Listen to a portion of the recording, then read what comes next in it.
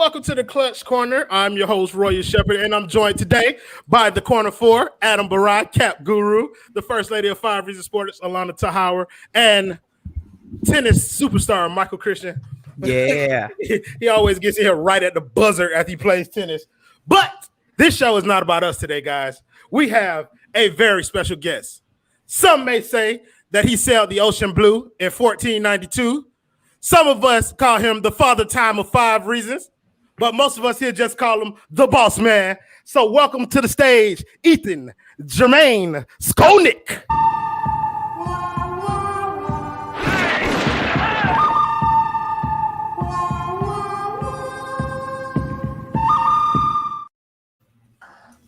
Jermaine, I thought I was Tito. Jermaine. Yeah, man, we get you a little upgrade when you get on the Clutch Corner. What the F? Look at that. Ethan, you can say fuck on this show. I don't know. Yep. I can't on 5 on the floor, and I just hosted that. Alex, I will tell you, Greg was really excited when he came on Feel the Heat, and we let him curse. He didn't know until halfway through. Well, yeah. I mean, we used to, when Alf used to be on with us over there, that was a consistent problem. Otherwise, all right, fuck it, let's go.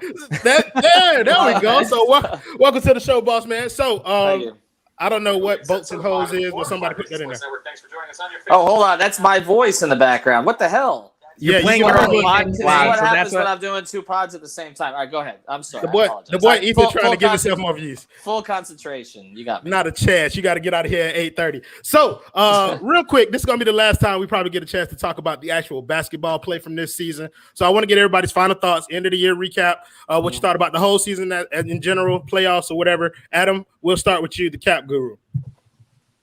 You're muted. As always. That's a sign when we're doing something nice. Yeah. Honestly, the season I think was a wash from the start, from their off-season mishaps all the way up until they got swept in the first round. I just thought that this season nothing clicked, nothing felt right. We thought that there was tension throughout the season, and I think that the entire team from top to bottom is happy that they get this rest. They've been playing for 2 years straight, and look, they need this 5 or 6 month layoff. No, absolutely. Michael, you and Allana kind of discussed this a little bit on Field the Heat, what your thoughts were. Just bring that to this stage. What did you guys feel about the season? Or you? We'll start with you. Well, no, I can let Allana go first. No, go ahead. No. I host this show. You go first. Everybody's so damn polite on this show. What the fuck? I know. Listen. All right. Okay. They're full of shit, Ethan. That's what's happening right now. Go ahead, Michael. I'm always polite. Fuck you, Roy. See her politeness on display right there. Go ahead, Michael. I just thought the season was the way it ended. I thought was embarrassing. I'm not gonna forgive it. I don't care about what the circumstances were coming into it. That by no means is me saying I give up on this team. I'm over it. No, they need to regroup. They need to make some moves. They'll get better, and I'm fine with that. But you get swept out of the first round against an opponent that you were excited to get. You know, I'm just never going to be okay with that. I don't care for any of the other things that happen. And so, you know, we talked about it on the pod, asterisk season or bubble flukes, whatever it is. I'm not talking about, I don't think either of those is true. I don't think the Heat were bubble flukes, and I don't think this season is an asterisk either. It fell the way it did, and admittedly, they sucked at the end. Absolutely. Allana? I mean, shocker, I completely disagree. I think this was an asterisk year. It's not that I'm not disappointed in what happened. I wish it went differently, but we dealt with a lot. It is what it is. I'm, again, shocked that we even made, like, the fact that we avoided the play-in, made the playoffs was shocking enough. So it sucks to get swept, but it is what it is. Like, let's just forget about the season and move on. The man Ariel say, you guys got Larry David huge. So Ethan, I'm kind of going to throw this into a 2-part question. So I want your recap on the season and just kind of, you were in that Pat Riley presser today. Were you? Because I heard you got like 2. Yeah, no, I always get the best answer, but yes, yeah. I was. That's like 5 straight years. So talk about your recap, and then just kind of talk about what you learned from Pat Riley's presser about how he felt about the way the season went. Well, I mean, look, there are certain Heat years that are just forgettable, and I think this was just a forgettable season. I mean, literally, the most memorable thing for me was Udonis Haslem's 3 minutes, which, I mean, tells you everything you need to know. I think that thank you, Lon. I think that it was kind of a perfect storm. I think they a perfect storm of bad decisions and bad circumstances. And I just don't think they ever dug out of the rut. You know, when I was talking to people inside the organization, the big stat the whole first half of the season was if we could just get Bam, Jimmy, and Dragic on the court at the same time. Then it happened for a little while, and they made a little bit of a run, mostly with Jimmy. But as soon as Jimmy went out again, everything fell apart.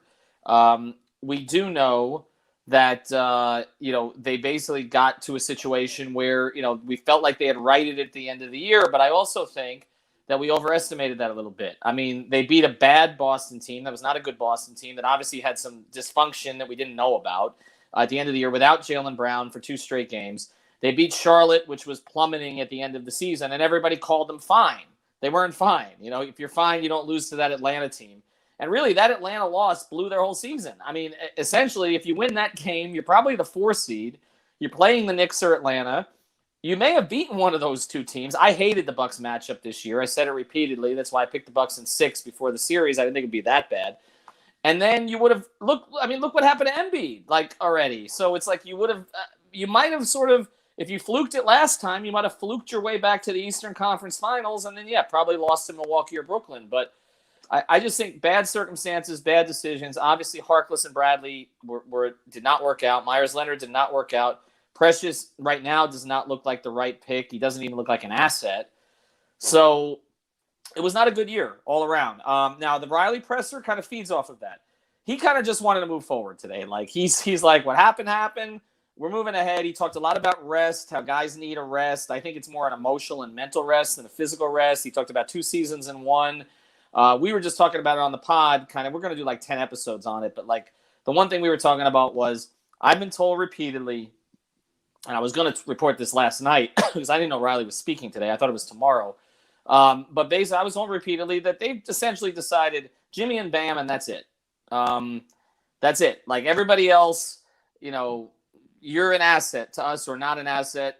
We might keep you. We might not keep you. But this feels very much to me like what Greg's talked about, which is after 2005, where he basically decided Shaq and Wade reshaped the whole thing around them. Okay, except that team got to the Eastern Conference Finals. That's what this feels like to me. It feels like I think there's going to be maybe 9 or 10 new players on this roster after the summer. And he even closed with that. He said there's going to be a lot of news this summer and we'll be back. And he typically doesn't tease those kind of things unless he's going to do it. So I think this team's going to look he gave him a 2-year run, but I don't think he's as sentimental right now as he was a year ago. I think we're back to cutthroat Pat this offseason. Man, so one of the things that people don't want to let you forget is that you said don't trade the depth in the COVID year. You've atoned for it. I saw the tweet where you kind of admitted it. I'm looking away. I'm not looking at you right now. But kind of to that end, you're talking about Pat reshaping the team, and we'll go the other way this time. So we'll start with Allana. Allana, if in this question I credit to Twisted Tapioca, what is kind of like your philosophy in terms of what reshaping this team will look like? What types of players are you going after? How would you want to build this team? I mean, honestly, I think our 2 biggest concerns, we have a lot, but I feel like Bam, we need help with the 4 and 5. Bam obviously needs help one way or another, regardless of how he's going to be played. He needs a backup if he's staying at that 5 spot, but regardless, I feel like those 2 positions we just did, to Ethan's point, we did a terrible job of fitting in. And I just feel like we need a guard who is a 2-way player and maybe is a little bit younger and fresher. Obviously, that doesn't necessarily go along with the whole Kyle Lowry thing. I expect Goran personally to be back. I would be shocked if he wasn't, but that's not going to be the answer, obviously. I think it's going to be kind of a more legacy type of bring back. So I don't know. I feel like we need a guard who's consistent and who can create his own shot, but also obviously get other guys' shots too. Guys like Duncan Robinson if he comes back. But I think Bam just needs help. Yeah, so thank you, Christian Cardus, for the $1.99 dono. He said Royals is perked because his favorite hero wasn't mentioned. Hey, look, man. Hey, Tyler Hero, the future. Well, let he was mentioned though. No, he was. But let me jump in on that because we touched on this on our pod tonight. So I want to hit this. Pat always sends his message at the beginning before the reporters start to talk. Okay, when he does these things, that's typically what he's done. I've been to 20 years of these things. Okay. His message early was, we're moving on from the season, and our core guys are Jimmy and Bam. He didn't mention Tyler. It was only later, okay, where he was asked specifically about Tyler, that he mentioned him as a core player. And of course, the reason you do that is because you're pumping a trade asset. That's how I take it, okay? Mm-hmm. Did it before with Josh Richardson. He did it with Caron Butler. He's done it consistently throughout the years. He mentioned at the beginning, Jimmy and Bam. Those are the only two names he mentioned, okay? Then he was asked about Robinson and Nunn. Then he was asked about Hero. Then he was asked about Dedmon. Then he was asked about Ariza, okay? But he didn't mention Tyler at the beginning, okay? Interesting. I'm just, that's, Adam's muted again.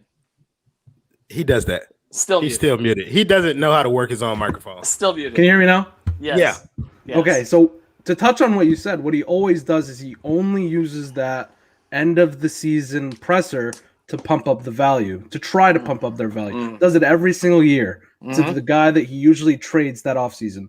So it's not surprising, but at the same time, like it's history repeating itself. Adam, it's the only tradable commodity on the roster. Oh, you talking about Tyler? I mean, when you say everybody, Jimmy and Bam are the only ones. I mean, they only have like 4 or 5 guys under contract. So I understand, but there's one way to say that, and there's another way to say he has said this with pending free agents, particularly restricted free agents, who they will have the option to keep if they want to. He will typically include them as part of the core. Okay. He didn't mention Kendrick and Duncan as part of the core. He said, we're going to let the market dictate. That's different. Okay. Right. Doesn't mean that he won't re-sign Duncan. I think with Kendrick, they're definitely like market dictate. The other thing, and we talked about this on the pod, Victor Oladipo, that was really icy, I thought. I mean, it confirms everything we've heard behind the scenes, but he basically said he'll work out here at the facility like all of our other free agents. I mean, that's not, we want to show Vic some love after the difficult season that he's been through. He'll be here at the facility. We'll let him open the doors. We're not going to lock him out. Right. And we'll keep an eye on him. But I think that ship is pretty much sailed. That's my Allana, I think Ethan beat your record for plugging a different pod in the shortest amount of time. Well, He we plugged just the pod got like started. 45 times. Yeah, but Ethan's pod's been going on for eons, and he's right here plugging that shit. Listen, if I come second to Ethan, though, I'll take it. I can't ask for better. There you go. Like that. Michael, as our resident Victor Oladipo stan who bought his jersey and everything, that does not have to make you feel good. If you had to rebuild this team this offseason, how are you going? What direction are you taking it? I mean, a bunch of people have said this already online, so I'm not going to act like I'm the first one that said it, but we need more players that can do more than just one thing, right? Not just players that, hey, he's a great 3-point shooter and the rest is a work in progress. Oh, he's really good at defense and the rest is a work in progress. We need people that can do both. We need people that can help space the floor too, because right now the only person on the entire roster that can actively space the floor is Duncan Robinson. No one else can do that. No one else can pull defenders a certain way. I mean, Bam's guy is dropping into the paint every time. They know that Jimmy's jump shot, at least this past season, wasn't working basically at all. So they need people that can do a little bit more on both sides of the court, and especially on the offensive end, force the defenders to play out a little bit further because there was nobody doing any of that consistently. So for me, it's players that can do both things. If you can't do both, we need to look for someone else. I mean, if you're talking about getting 9-10 new people on this roster, that seems like it's going to be extremely difficult to do, right? I don't expect all 9 or 10 to be able to do both things, but at least 4 Right. of those have to be able to do both and do them competently. In a market like this, that's going to be extremely difficult, but that's why we have a resident shadow GM here, the cap guru. Adam, tell us the truth. How is this team going to be built? You seem to have the foresight. Tell us the future. I think you either have to do very little or a lot. I mean, I think I kind of disagree with the notion of trading or letting everybody go. I think there isn't enough that you could do this summer to fix all your holes. So I think if you really want to improve this team for the future, an option is, and I know Heat fans are going to hate it, re-sign everybody. And I mean everybody. And then you can flip them. I know that's not going to happen. I know it's not going to happen. And look, I know it's not going to happen, but it's something that they have to think about and weigh. I mean, look, you can let a Kendrick Nunn go, but I think you have to keep a lot of the other guys. I don't think that this is the summer to trade Tyler. I think Precious could be added as a filler, as just an extra piece. I just don't think that you should move Tyler unless it's for a big whale. You just can't do it. His value has dropped so low in 1 year that I think you have to recoup some of that value before you can move on from him. But if you do make transformative moves, I think You got to use all of that cap space on one big guy and then trade for the other one. The other thing to consider too is, and we talked about this on 5 on the Floor, and I was going to report it yesterday. Plug number 6 was that no problem. There, 6 on the floor. Was that they are fully committed to giving Jimmy Butler the full extension. So you have to now. Pat said we haven't talked about that internally. I mean, it's already been decided. Okay, so they're giving him the full extension. So in that context, you're basically saying you're committing to Jimmy Butler for a long period of time here, and it takes more than money to keep Jimmy happy, which is why I keep coming back to the Lowry thing. I just think I still think that's where we're headed. That's to me as much of a foregone conclusion as the fact that Victor Oladipo was someday going to play a game in a Heat uniform. Like I just think that's happening, and I think Heat fans are going to hate it. Because they're going to be looking at the money due to Jimmy and then the money given to Lowry. And is this really what we're doing here? But I think also a lot of it has to do with Bam's development. And that, my question to Pat today, which he took about 7 minutes on, which I appreciated, was, is Bam Adebayo a takeover player? I mean, not is Bam a takeover player, it was in the context of Bam. Can a guy become a takeover player? And I thought he had a very sort of interesting answer about that. It's clear they're going to try to wire him that way. And I think one of the ways they're going to try to wire him that way is he said, and he hasn't usually stepped on Spo's toes much, but he said maybe Eric needs to use him a little bit differently. I think that's going to be a focus of this offseason is, okay, maybe we don't have to turn around to give the ball to Duncan every time. Okay, maybe you can actually look at the basket. I think that Pat thinks it might be in Bam, but that they have not done the things as a coaching staff to bring it out of him yet. I think that's what I took out of today. But that was a point that you and Ira made kind of I think it was Monday where you guys were talking about maybe it's due to the young coaching staff that Eric has around him that he hasn't been able to develop players. But I think it's interesting that you're talking about Jimmy because that kind of leads us into the next topic. If we're paying Jimmy Butler, if it's a foregone conclusion that we're paying Jimmy Butler, that means that he's going to be due $40 million by the time that he's 36 years old. 50. Can we build a championship contender like that? And thanks to our guy, Tropical Shirt 7. I think that's Alex Toledo's burner. But Tropical Shirt 7 sent us that question on Twitter. Can you build a sustainable champion like that? Ethan, we'll start with you since you brought it up. I mean, I think part of it depends on how much the cap goes up, which, that's an NBA question because that's a revenue question. So we'll see what actually happens there.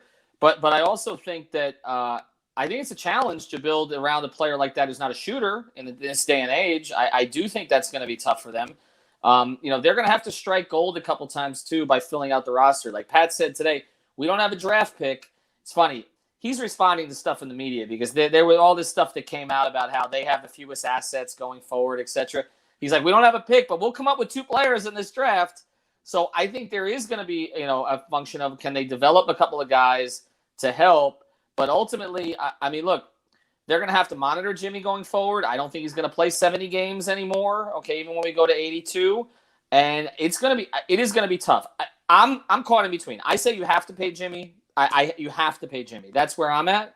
But I also know that it backs them into a corner. But it's a corner they knew they were going to be backed into when they made the acquisition. So that's the price of doing business. I'm sorry, And Allana, you didn't look like you liked that answer. Go ahead and unmute and give us your thoughts.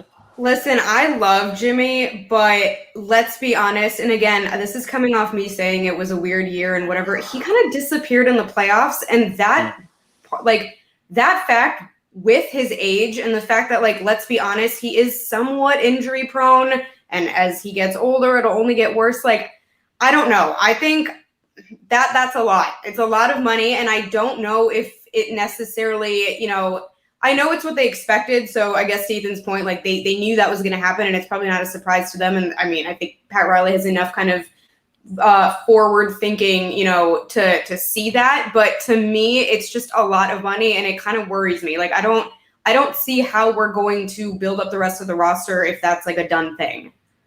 Oh my God, Allana, you don't want to pay Jimmy? I mean, no, it's a fair point. I mean, I don't. I mean, it's a totally reasonable point. It's just that it's the cost of doing business. With that's the thing. I mean, It's not ideal, but none of this is ideal. They weren't going to the idea of 2021 with Kyle Lowry at age 36 being the prize acquisition. I mean, I will say this, he made some weird comments today that he tried to take back at the very end about Jimmy and Bam's agents. I think it was really more directed towards Bam's agent, although I can tell you that Jimmy's agent came off a plane to 1,000 texts about it. He wanted to know what exactly was said. I think there was a lot of unhappiness with Bam's agent. I get that sense. I don't think, remember, that was the tie-in with Giannis. There was supposed to be, maybe it's not tampering, but some understanding of what Giannis was going to do. I don't really feel that they had a total handle on it. And then Bam wanted the extension early, which Can I ask you something about that? Yeah. Because I found it very interesting that Riley brought up the fact that he talked to Bam about maybe holding off, but then Bam wanted it. Like, to me, it was just like, it seemed like Riley kind of intentionally put that out there. And I read it as him not necessarily it makes him look bad. Too thrilled about that, which I don't, to me, this whole time I was saying that I think Jimmy's the only guy that they wouldn't get rid of. I still kind of feel like if a package is good enough, they would get rid of Bam. But to me, it was just interesting that he put that out there. I definitely think that there was frustration with the agent. Okay. I don't think they blame the player. Right. I don't think they blame the player, especially after the player got hurt in the playoffs, which was really the first time that he'd ever gotten hurt as a pro, right? So, Bam, and then he got COVID, okay? Mm-hmm. So, I mean, it's like all of a sudden you had all these concerns, availability concerns. I got to get my money. I got to get my mother a house, all the rest of that stuff. And I think they understand that. Like, nobody thought that, okay, Bam, but it did cost them $13 million against this year. It did change the equation in terms of what they can do. Exactly. It cost them a max slot. And I think, they thought they were dealing with an agent. Now, remember, this agent doesn't represent a lot of people either. Just like Jimmy's agent. Jimmy's agent basically has Jimmy and Isaiah Thomas now and a couple other guys. This is not like Mark Bartelstein, who they've dealt with they have a great relationship with Bernie, okay? I don't know if they have a great relationship with the other agent. I'm not really sure, okay? So, I mean, they dealt with Mark Bartelstein for years, Bill Duffy for years. We know about that, right? Like, they dealt with all these guys who've had all these multiple clients. The clutch guys they won't deal with. We know that, right? Rock Nation, they dealt with a little bit. But these, Bam's agent is not a guy who represents, like, he's not a CAA guy. He's not Leon Rose, like, before he went to the Knicks. Or Henry Thomas, who they literally had Dwayne Udonis. Before Henry passed, they had Dwayne Udonis and Tim Hardaway. Mm-hmm. Like, this guy is a little bit of a new thing to them. And I think they thought that they were going to get a little bit more sort of a lean where they knew more what Giannis was going to do and how it would affect Bam. And instead, they didn't get Giannis. And then Bam wanted the extension early, which was like a double whammy to them. So it was the extension first. Intentional. Yes. It was the Bam's extension first, then Giannis made his decision. But I think that the Bam extension came in part because the agent knew what Giannis's decision was going to be. Sure. You understand? Okay, mm-hmm. So if you're the team, then you're looking at it like, wait a second, here we held all our cap space for your guy.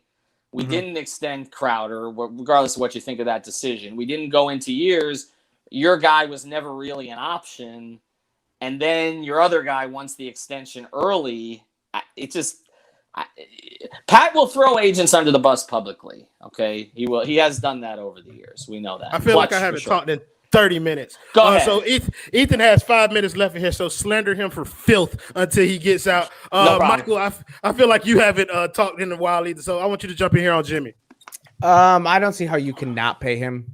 I just, in a league where you need to kind of acquire a bunch of star talent, you need to kind of pile them up. The one that's sitting right there and will resign here, and you know that for a fact. I don't think you can let him walk. I see the point of the age getting in the way at 36 years old, making $40-50 million.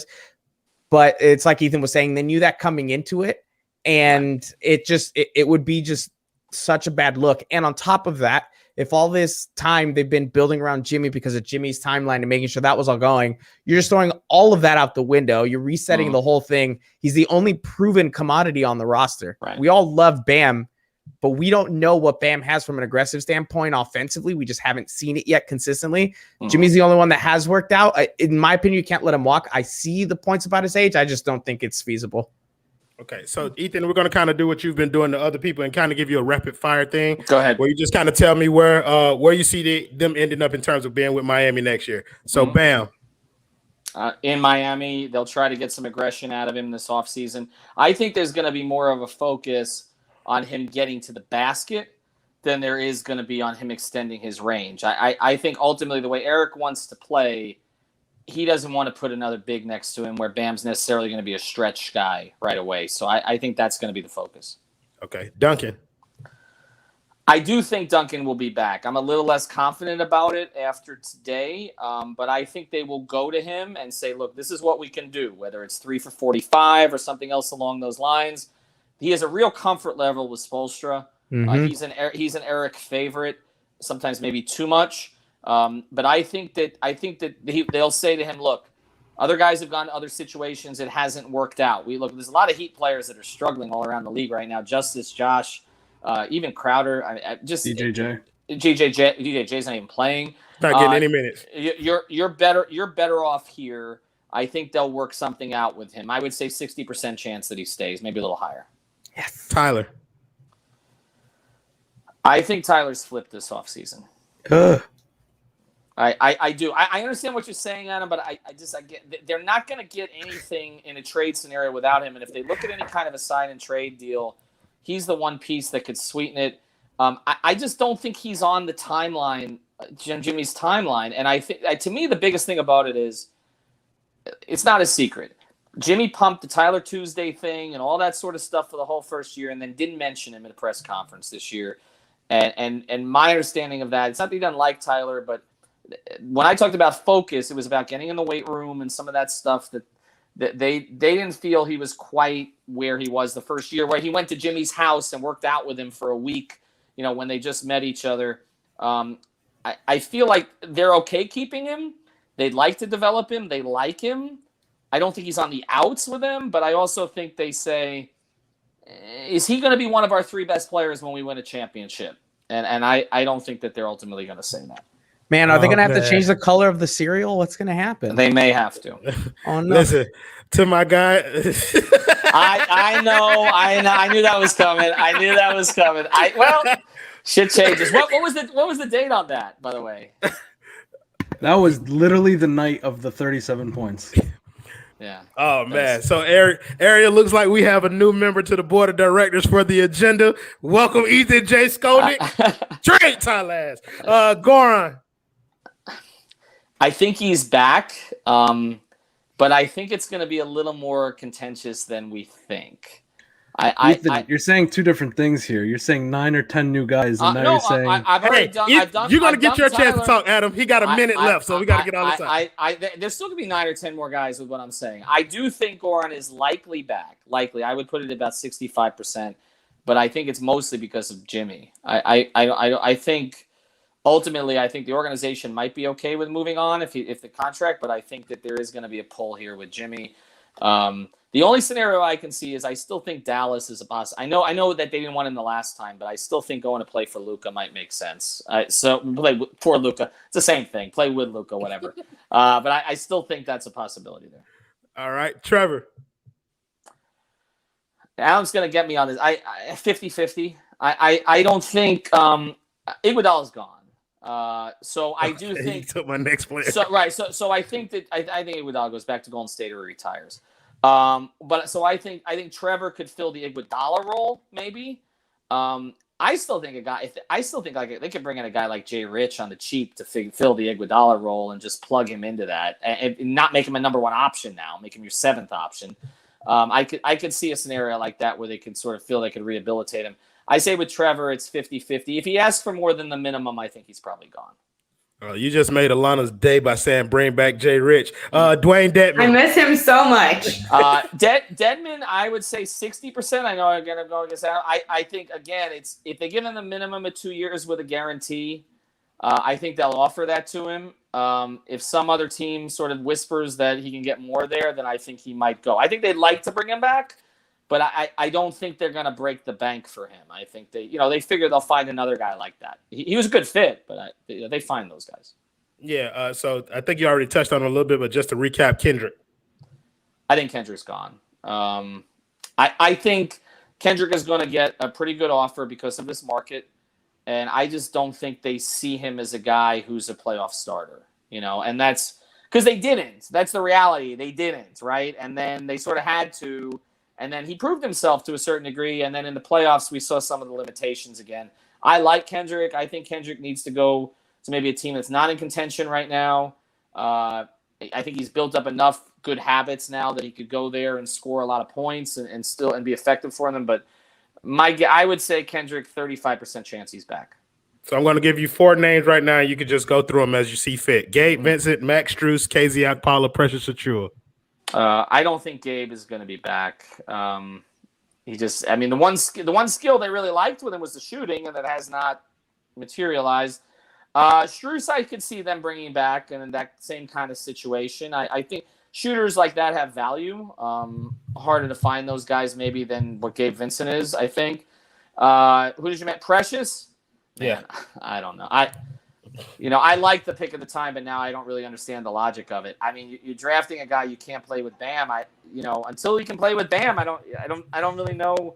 I think Summer League for him and KZ will be telling if they make it to Summer League with the Heat. I think, I think that's kind of the situation. I'd like to see KZ in Summer League, but I kind of feel like Greg about him. Like, I was really excited about him, and I don't know if it happens. I just we must also bring to your attention about how you touted Precious Achiuwa's hands yes, for I did. a very long time. Can I say this? The first month of the season, Jerry he had good Rice hands. of the What the hell was that? Jerry Rice of the Miami Heat is who you were proclaiming this man to be. I don't know what the hell happened there. He turned into Joel Anthony. I don't really understand. I don't. Okay. Wait, before you go. So Precious. I got one more name for him though. Before he gets out of here, UD. I think UD's coming back. Welcome back, OG. I think UD's coming back. Look, why wouldn't he? Look, they had like 6 dead roster spots this year, not 1. They had like 6. Okay, correct some of those before you start giving UD a hard time. Okay, at least unlike Alana's guy Harkless, they got something out of him, right? Now you too, Ethan. Come on. LOL. That's it. Good for him. He can LOL all the way. I'm out on Mo. I heard Mo's a good guy, but I don't know what the hell that was. He's I good don't looking understand too. So Hold on. You got one more thing, Clutch, before we let Ethan go. Yeah. So depth in a COVID year. Yes. Bad. Precious in his hands. Yes. What was the third? Why go get Depot when you have K Nunn? Okay. I Well, mean, to be fair, who was more productive? Who was more productive? Unmute Michael. I agree. Who was more productive? That's what I'll ask you. Who was more productive? That's not fair. That's not fair. Either way, we've kept the boss man 5 minutes more than he needed. Wait, whoa. We got one more. Well, I'll give you one more. What's the last? Okay, go ahead. Tucker for a first. PJ Tucker is still in the playoffs, playing a rotation role. Every former Heat is still in the playoffs. Not doing shit. They're not playing. He's actually playing, and they're probably going to the finals, by the way. So we called for some Ethan slander, but you guys did not do it because you have too much respect for the boss man. Want to thank the boss man for joining us today on the Clutch Corner. We appreciate you for coming, boss. Go record your pod. I just it's recorded. 5 on the floor. 5 on the floor. Feel the heat. 5 on the floor. Kick his ass out now. You've had enough screen time. Thank you.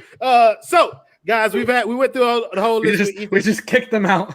Yeah, bro, that's enough of him. We went through the whole list with Ethan, but I kind of want to circle back around and get some of your thoughts on some of these players. I'll give each of you a player, and so that we don't have to waste too much more time. We'll start with Michael because Michael left and came back and has been sitting there in absolute silence, like Mr. Mime, for a long time. So you get Duncan because that's your boy.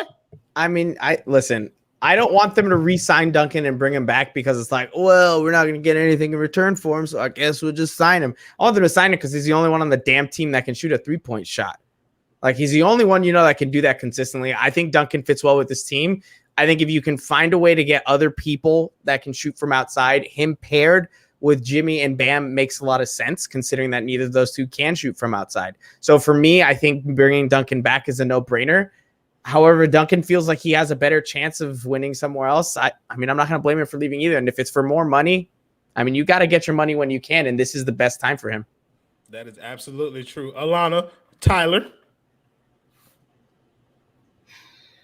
honestly, I don't know. Like I think they want to find another home for him, but at the same time, his value right now is so low that I wouldn't be shocked if they try and bump him up along the way. Tyler's probably the biggest wild card, at least to me. Like I really have no idea which way this is gonna go. Yeah, I think he's the biggest wild card for us all. Like, we don't know if they can flip him or should they flip him with his value so low. But to Ethan's point, he is probably the most attractive like lure that we have in terms of trade value. Adam, you get your boy Goran, who you've been trying to trade for a year.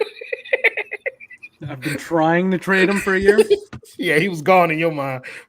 Okay, so with Goran, there's two options for me. Either he takes the veteran minimum or he can go. Or option two is the nuclear option, which I really want Pat to look into. But I don't know if we're going to talk about it. But I want Pat to pick up Iguodala and Goran's options for $18 million and $16 million each, so that they could flip them. It's a lot of cap gymnastics, but I kind of think that if they have somebody in mind, like a Kawhi, then you might see. Kawhi's not coming to Miami. I never said that. I never said that. Okay, stupid. so if there is a guy out there that wants to come to Miami and you can't get him because of your lack of cap space, you have to pick up the options on guys like Goran and Iggy in order to get them. So if you see before the free agency starts, they pick up those options, they have a guy, they have an agreement in place. So it's either that or veteran minimum. What Adam is saying sounds fucking crazy to me, but Michael, for sure. That's Michael, like, is there any validity in there? Like, do you think that it's a decent idea to kind of mathematically it makes sense, right? Like that's the only way to do it. No, it's true. It's like he who shall not be named, who got shipped off the team because he's a dumbass for what he did on Twitch. But that contract was very valuable for a trade. They traded it sooner than they needed to, and it kind of bit them in the butt in terms of other options. But I think at that point, you're really betting on those trades becoming available. And I'm not saying they're not going to happen. I still think Pat Riley's one of, if not the greatest GM of all time. I just think at that point, you're hitching everything on that trade. And if the trade doesn't happen, I mean, we're going through another 4 months of a season where the only thing any of us care about is the next trade, right? That's all we're going to be talking about. If this is what they do and they resign all these guys for the money, that's all we're going to be talking about for weeks. The team's not going to click because everybody knows that's what's going to happen. I think you're just setting yourself up for another year of the same, unless everybody else just like absolutely takes off. So it's risky. I don't know if I would do it myself.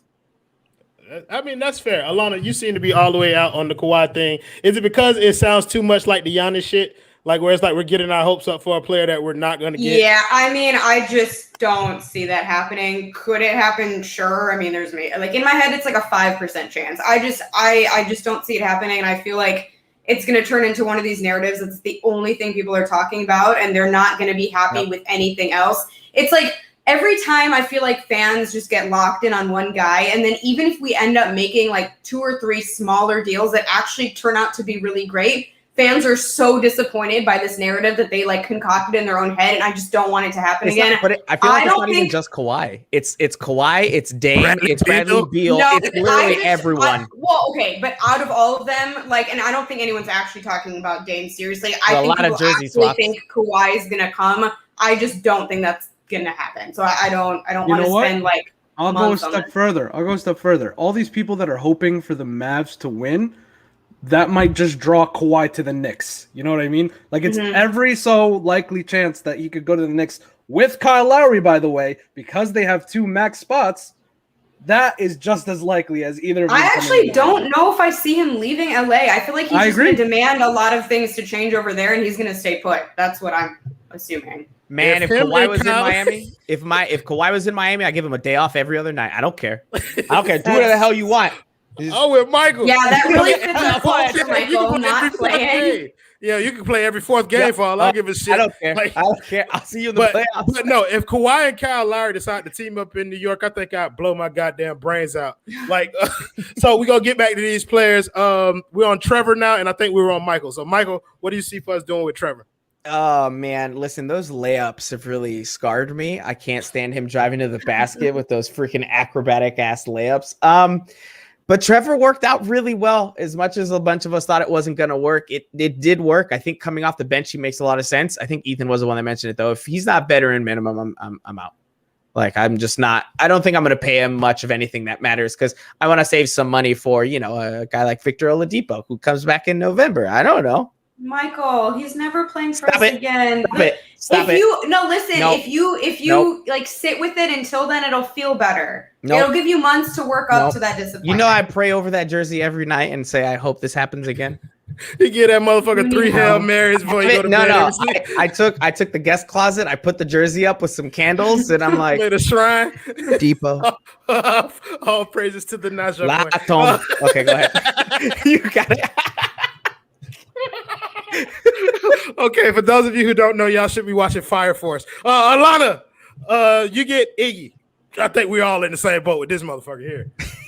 Yeah, I don't know if I see him retiring like what Ethan said, because I think he still thinks he has it. Does that make sense? Like, I think he still fully believes in himself, but I don't think he'll come back to Miami. No, I don't think Ethan said he's going to retire. I think he said he's going to head back to Golden State to play out Or this run last year.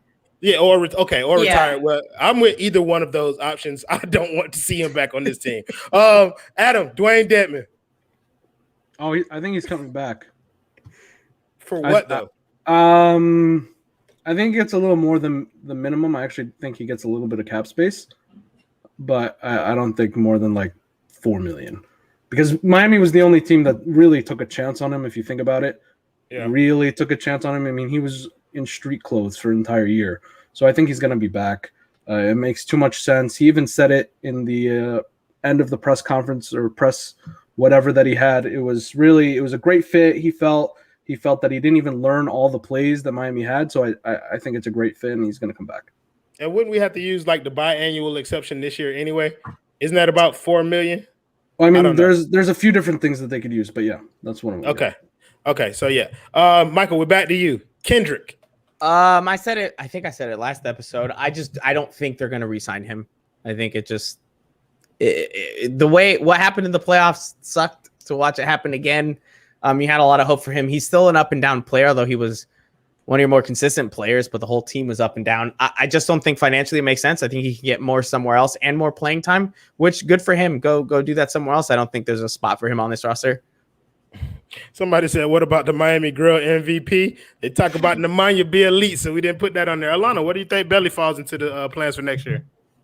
He doesn't fall into our plans for next year. However, I think he is balling out for his country this summer, if I read correctly, so he'll still get some hooping in. That's pretty He was big mad. He didn't get no playing time. He had a couple of those really deep threes, and he's like, I said it. I don't see why he wasn't playing game 4. We were cooked anyway. Might as well see what he had. And it worked game 3, so why not? Yeah. Nothing worked in game 3, Michael.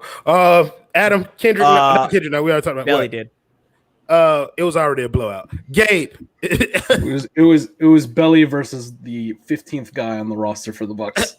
That's fine. It's kind of competitive. Nobody else made 3-pointers all series, so I don't care who it was against. They were going in. Those are absolute facts. Right. Go ahead and you talk about Max. Max Strus? Yeah. Oh, he's back. He's in Chicago right now at Portillo's enjoying some dinner. I just happen to know. Yeah, were you standing in a bush outside? Listen, first, yeah, exactly. In the park. Did you see him? Is it in the same spot that you used to stop? Was he walking his dog? No, he was enjoying some fast food at Portillo's, which is A1 if y'all are ever in Chicago. Is Portillo's fast food? I feel like that falls into like a Shake Shack category. Yeah, it's like in between, kind of. Yeah. Alana, it kind of creeps me out that you always know what these NBA stars are. Like, it's just kind of like... I have my methods. Oh, okay. We'll see you on Investigation Discovery next week. Michael, I think we're on you. It doesn't matter. Chikezi Akpala. I mean, he's back. Why would he not be back? Isn't he still under contract? Yeah, a lot of these guys are. Yeah, what you gonna flip KZ for? I just don't look. It's really hopeful thinking to be like, let's trade all these guys that don't work on the roster. You don't think he'd be in a package? Oh, he might end up in the package, but even then, I think that's going to be hard to come by. I would be really intrigued to see what trades happen this summer, if any, for the Heat. I just think I don't know. I don't know who's going to want these players who played really poorly, honestly. There's 5 guys under contract. Trade with and if it's not Jimmy or Bam, then it's with those other 3 guys. Yeah, so that's what I'm saying. I don't think the trades are going to happen until mid next season, which is when if you sign people in the offseason, that's when it lifts, right? Because you can't trade them right away. Right. And which is why I'm saying, right. And then with what Ethan was saying, those 3 guys are what? Tyler, Precious, and KZ. You're not combining their contracts for anything. Yeah. So what are you trading them? I mean, that might get you one of the 4 of us, but I don't know if it gets much else. Yeah, Allana, you get Precious. No. Thank you. That is more than enough answer for him. Last but not least, Cap Guru, you got Udonis Haslem. I'd take this. 100%. UD's back. Yeah, I think he's back. Yeah, UD's back as long as he wants to. I think something drastic has to happen for him not to be back. No, he just doesn't. If he doesn't want to come back, he won't be. But short of that, But I think it has to be something. I think he alluded to getting some part in ownership. If that was on the table, then fine, he'd leave. But if not, maybe he'll go own a bit of the Utah Jazz. Michael. Fuck you, Michael Christian. Save it for a pod, Michael. I mean, yeah, don't bring that shit over here. God damn, they're still in the playoffs. Good for them, bro. I saw Wade at the game make a 3-pointer at that shit, bro. That shit broke my heart because he had on that fucking Utah Jazz hat. Yeah, well, I saw he put a video of himself and it's him and a bunch of fans behind him. And the thing is, that was the whitest crowd I've seen since Boston. It was crazy, bro. It was like a speck of dirt on a piece of snow. So let's take on some of these Twitter questions that we got. So from our guy what is his name? The turn got sold. I don't know what this man's name is. He said potential backup plan if Miami doesn't get Lowry. He said Conley. Any of you guys got any interest in that? Nope. No. Not that he wouldn't be a great player and a great fit. I just don't think it's realistic. I mean, why would he leave? Do we all even want Lowry? Can I back it up for a second? Yeah, sure, absolutely. Do we all want Lowry? I don't like him being the primary target of the Miami Heat. Mm-hmm. I don't think I'm a big fan of that. I like Lowry as a player. Don't get me wrong. But the $25 million multiple year thing, it's not his age that worries me. It's just that I don't believe that he's the type of player that puts this team over the hump to winning a championship. And so that's my only gripe with Lowry. I think he's a hell of a player, and I'd love to have him at a cheaper price, though. Yeah, that's how I feel. But part of it is the age to me, just because I feel like if we're not gonna. Jimmy's already getting older and we're going to max him out. So we need to start looking at kind of options to carry us that way. I would love to have him. To your point, I don't want that to be our sole focus. Yeah, I think what my thing about Lowry's age is, and I keep repeating this, is that Lowry didn't play early on in his career. So that's why I don't put age as a big enough factor for me. He's a young, old guy, in my opinion. No, that makes sense.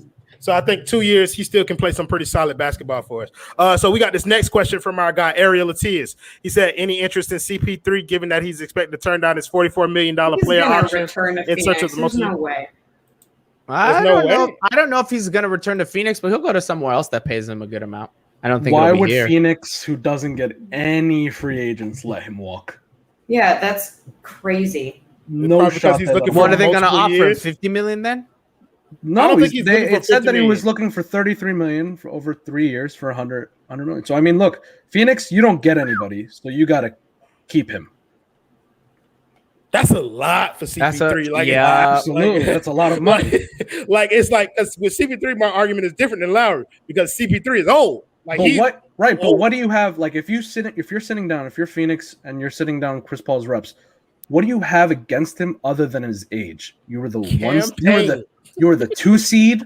You had the best record in the NBA for the majority of the year. He was the best player on that team. And honestly, I feel like he's been mentoring the young guys more so even than the coaching staff. So that alone adds value. Well, to combat your best player on the team, Devin Booker does have arms, sir. But no, I will agree with you guys' point that CP3 has been a huge presence for them in terms of having that level of veteran in your locker room. It absolutely helps. DeAndre Ayton actually looks like a basketball player with CP3 out there. So there's value there. It's just personally. That's a lot of money. Yeah, me. I ain't doing it. Like that's out. I'm not doing it. So I want to get to our, another one. Oh, Heat Expert 327. He said Gary Trent Jr. That's a name that I would actually explore. I mean, all these names are point guards that I don't think really move the needle on us. Like Gary Trent Jr., if he signs for really cheap, sure, but nothing else is really happening with these guys. No one moves the needle for them this year. Not a single player. That's what I'm saying. So I don't know. So you don't wait, but what do you want to do then? You don't want to trade them. You don't want to. Nope. Sign I want to go with 5 Depot. guys. I want 5 guys into the season. They play the entire game, the whole thing. You got 5 guys under contract. No. Don't sign anybody else. Just those 5 guys. Take the rest of the money, put it in your pocket, put 5 guys on the court. That's it. And try to stash it for next year. Yeah, and then one of them gets hurt, and you call it a forfeit. You play the next one, right? We'll just keep doing that. You signed Deadman out of the Winn-Dixie grocery line like you did this fucking year. I like Gary Trent as an option. Only if it's like you don't get one of the big names. You try and fill those spaces with less expensive but still relatively productive players. And I think Gary Trent Jr. fits that bill as like a microwave scorer that you can put in the game when Tyler's fucking up per the usual. So I want to thank our guy. What's his name? Flea Basher. He said, would you commit most of our cap to Lowry or would you split it amongst less impactful players, which is just what we were talking about. So Allana, I throw this one to you. Would you and I think I already know your answer because we discussed it a little bit, but what would you do? I mean, again, we need more help than just one guy. So I would 100% like spread that around. I also, again, I'm not trying to hate on Heat Twitter because I know I do it all the time, but we just get so caught up in getting one big name and thinking that that's it. Like that's all that's going to help. I would rather get like 3 or 4 like decent players that you can kind of mold and fits our system and go from there rather than just throw all our money at one guy. Again, I don't mind Lowry, but if I could get him and other players, I would take that option any day. Absolutely. So thank you. Sorry, Christian Cardus did donate earlier and we missed it. I forgot to read it. That was something with me. Christian, just comment it again. We'll read it. My bad. No, the fuck we won't. But he already donated and we didn't read it. Thank you, Bra, for the 199. Don't know. He said Zach Levine. You spelled Zach Levine name wrong. And Rose. Zach did sell his house here finally. I was about to say, hasn't he been selling it for like a couple years now? Yeah, he got a really bad price on it, but he decided just to pull the trigger because he wasn't getting any other offers. But if that's anything. Do you follow them around? I have intel. Leave me alone. Bro, intel is her with a ski mask on and a Polaroid camera. In a bush. She got one of them cameras that as soon as you take a picture, the camera come out and she got to shake it. She's a crazy stalker, Nancy Drew.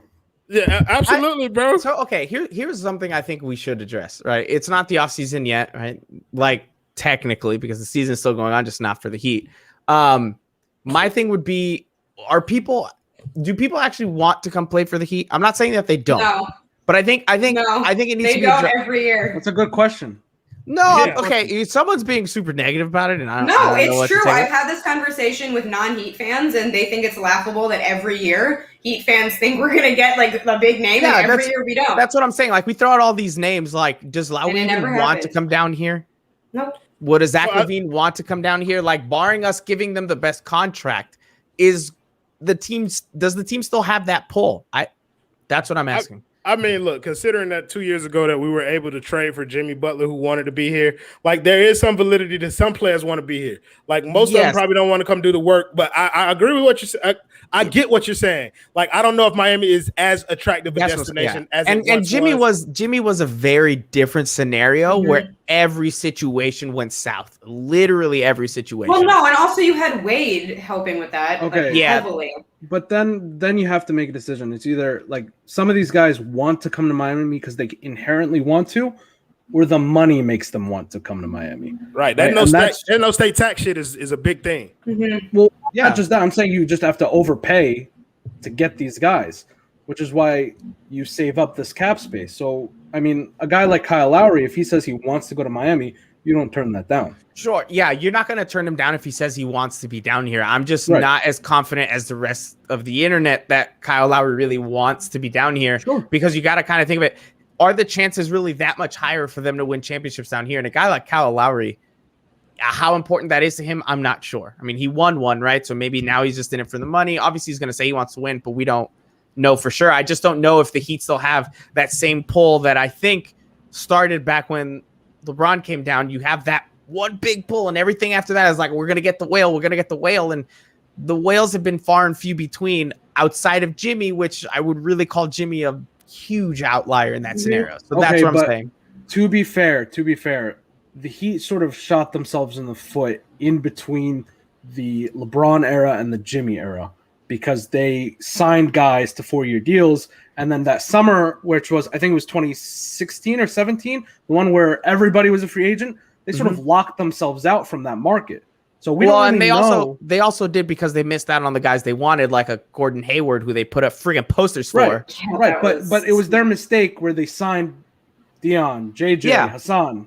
So you don't know if they could have been in the market. Maybe Kyrie and Kevin Durant wanted to end up in Miami, rather than Brooklyn. I mean, Miami didn't have the cap space, so we have no idea.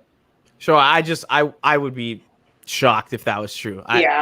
Sure, but you know what I mean? Yeah. Like that summer, everybody was a free agent. But that's what I'm saying. If this summer nobody's a free agent, then spend the money however you want and give yourself the freedom for next season. Christian Cardus made a good point. Like the big three happened here. I mean, partly because we had the money to take all of them, and even then they were cuts, right? So I don't even know if that was because they wanted to be sure. But I mean, and listen, I do not think they were going to be on the Bulls, but Chicago was in the talk, so is New York, whatever. The point is, like, I don't even know if that was necessarily they want to be in Miami or they all could just be in Miami.